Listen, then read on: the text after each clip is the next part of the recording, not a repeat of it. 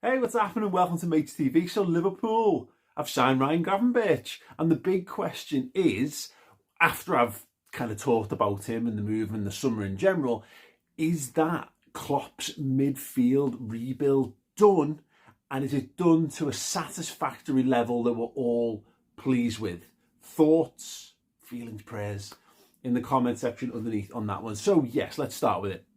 Yeah, it came out tonight. I'm on holiday, but I thought, oh, it's just too good not to talk about.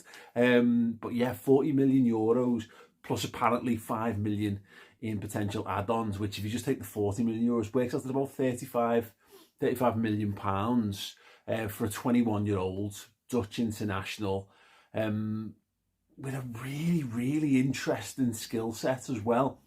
And yeah, when you look at what Liverpool have done this summer, then let's just talk about it. So Alexis, Allister, Dominik Szoboszlai, Wataru, Endo, and Ryan Gravenberch.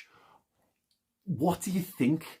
That to me feels like a really rounded piece of transfer business, and one of the things that I've been saying all summer long, really, because you can't help but react to not just what Liverpool are doing, but what other football clubs are doing. And when I was looking at how the transfer window had gone throughout this summer, I looked at someone like Arsenal and said, I thought their transfer business was just excellent. I thought their overall approach and actually the quality of players they brought in was brilliant. It was, again, very, very rounded business. How do you take yourself from being let's be honest, they were a bit of a lucky punt at the title. I still would contend that, you know, if Liverpool and Chelsea hadn't fallen off a cliff for a variety of reasons, I think they were better than Arsenal. I think they had better players. I think they had better squads.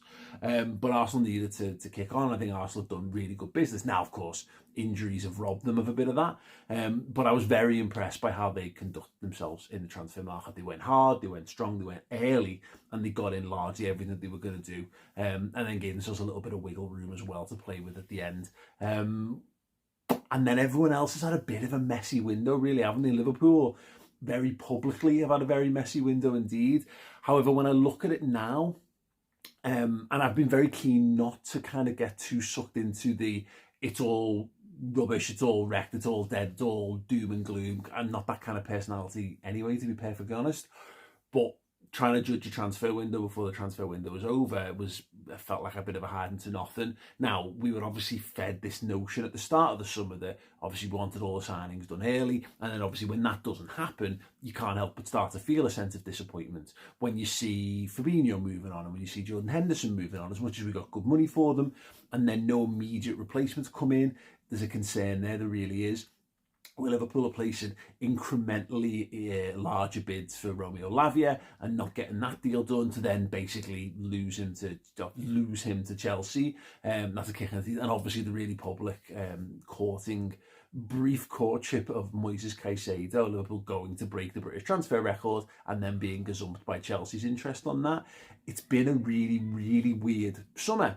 But ultimately, what Liverpool needed to do was get the business done that needed to be done. The midfield required a rebuild, and it didn't just need one player. And this is the difference. And look, we'll never know truly what exactly happened with Jude Bellingham, but the smart sort of insight into it was they didn't get the guarantee that he wanted to play for Liverpool, and the amount of money it was going to cost and how much of a protracted transfer saga that was going to be, added into how much work it suddenly became apparent Liverpool needed in midfield. It didn't seem worth pursuing Bellingham. Now, he's obviously tearing it up at Real Madrid, and that's fair, and it's gutting that we didn't get to see him play in a red shirt, and now probably never will unless he's rubbish or wants to have, you know, a lower wage at some point further down the line. So Liverpool had to go and do major surgery this summer, and I don't think they expected it to be quite as big as it was. I don't think they expected the Fabinho bids. I don't think they expected the Henderson bids, as evidenced by how long it's taken them to get their replacements in, with the season now obviously underway before the business has been completed. And then it leaves you with a really, sorry, my kids are going absolutely apeshit in the other room here. Shut up! Love you! Shut up! But yeah, so obviously it's been a mess. It's been a real mess. The season is underway, and one thing I would say, there was a fear that not getting this done and not having them on training camps and all this would be a problem, and it might yet prove to be a problem for Liverpool, because you're bringing in lads who aren't totally up to speed with what you're doing. But Liverpool have had a pretty good start to the season, despite getting 2 men sent off in consecutive football matches. They sit with 7 points from 9 from the start. Big game against Villa at the weekend, of course. If you can come away with a win at Anfield there, brilliant start to the season. But it does beg the question in terms of what we've brought in and the skill set of the footballers there. And it goes back to my general sort of feeling on it. I think Gravenberch is a really, really good signing. Let's make no mistake about it. You know, he fits the profile that I want to see from a Liverpool football player. He's over 6 foot. He's got really good close control. He's brave in possession. He's a very good ball carrier. He's not as much with like the progressive passing as such, but he's certainly got the ability. Almost like I said about Gini Wijnaldum. Gini Wijnaldum wasn't like a raking pass type of footballer. What he was, he was a really tidy player. And what he did in Liverpool's midfield was he'd pick the ball up and he'd look for a pass. And if that pass wasn't on, he'd carry it 5-10 yards further up the pitch and then look and see if the pass was on, and then he'd move it on. And that was actually an underrated skill set that Gini Wijnaldum brought to Liverpool's midfield. Milner didn't do it that way. Henderson didn't really do it that way. And Fabinho certainly didn't do it that way. So having someone like that, I think is really good. And the question is, where are we going to use Gravenberch? What's the point? Because James Pearce came out last week and said that's Liverpool done. Endo is the specific 6 that they were after. They're not looking for another, which, you know, I'm not sure whether that's, I don't know how wise a call that was, but I can understand now if you look at the pieces they brought in. Gravenberch makes sense to me, I think, as a utility midfielder. I think he can do things further up the pitch, but I look in terms of what we've got. I don't think he's anywhere near as offensive or attacking as much of a goal output as Szoboszlai. So I think you've kind of got like Szoboszlai and Elliott, who are going to do a little bit of the more offensive stuff, more making a 3-man attack, a 4-man attack kind of stuff.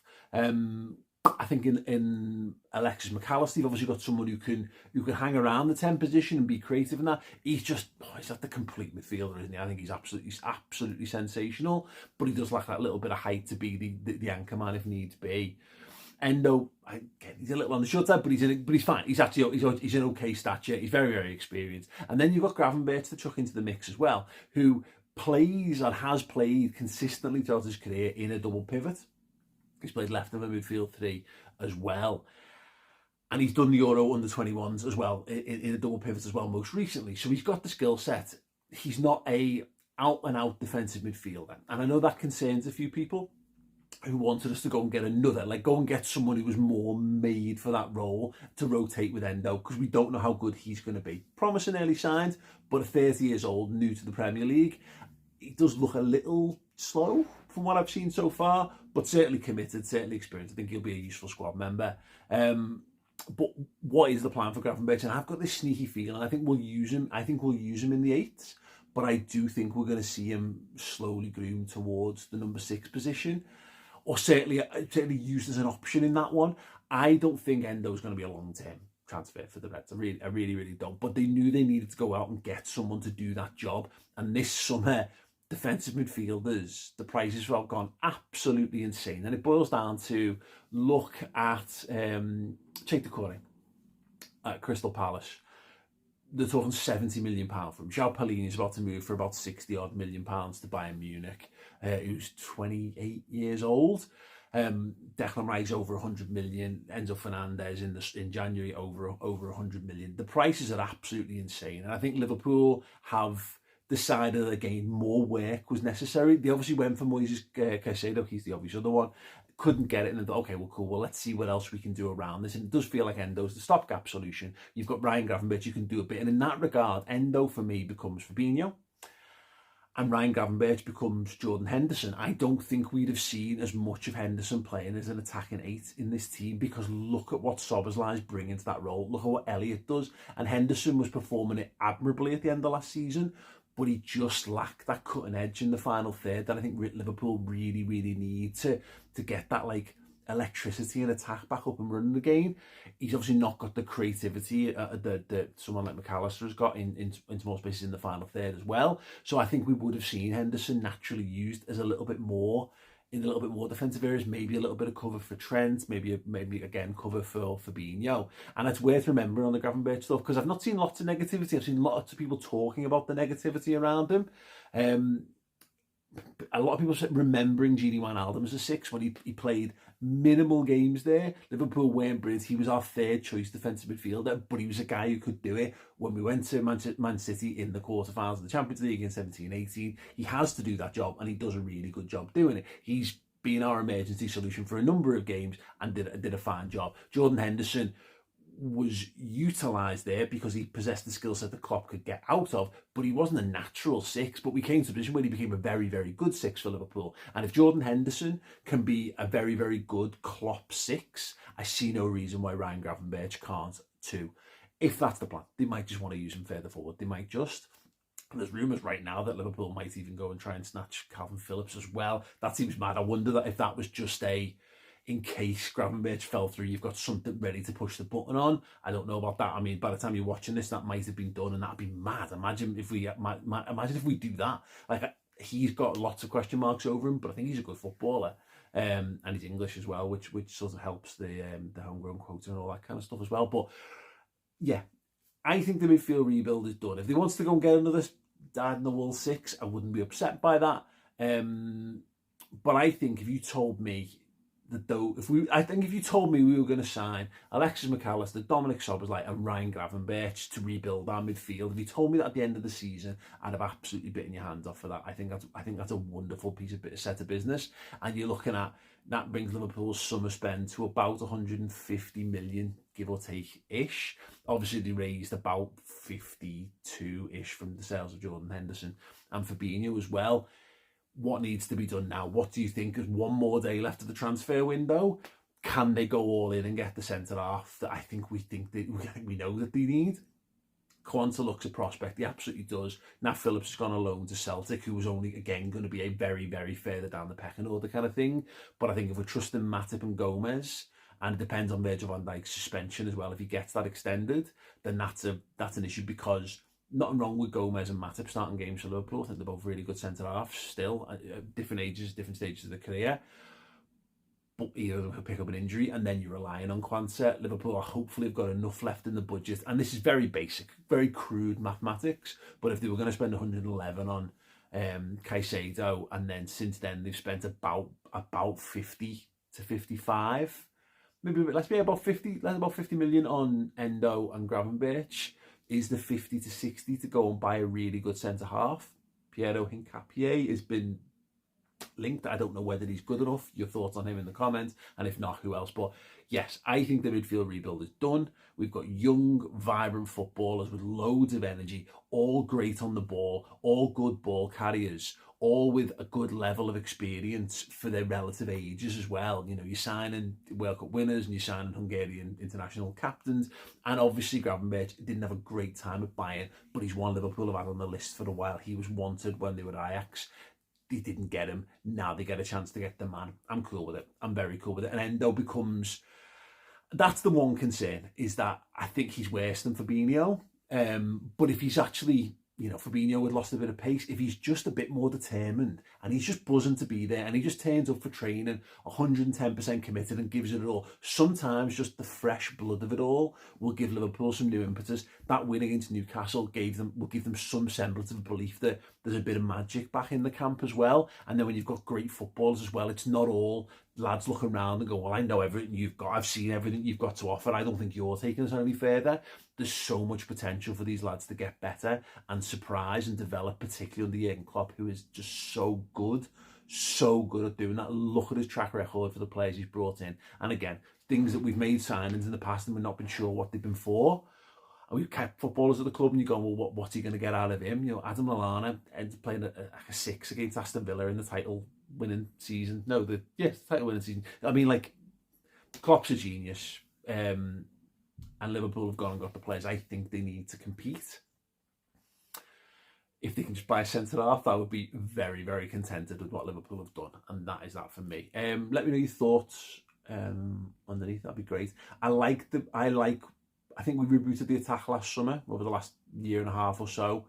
Look at the depth and the quality we've got there. It'll take a little while to get the midfield up to speed, and I think City is so well established, even though they've had a few issues of their own, they've had more churn than they probably would have liked.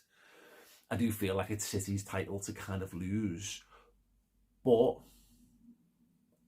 from what I've seen in the early stages of the season, it's going to take a bit of luck. It's going to take a bit of magic, but it's going to take a ton of hard work and endeavour and skill as well, which I think Liverpool have got in bucket loads. I see no reason why Liverpool can't have a really good season this year. The Europa League won't be as much pressure as the Champions League was. Give a chance to blood some of the youngsters and get some people up to speed, get some more game time in a slightly less pressure-filled environment. Yeah, I'm feeling pretty good. I'm feeling pretty good about the whole thing. Anyway, yeah, your thoughts below. More content around Ryan Gravenberch, more than I can ever deliver from my living room.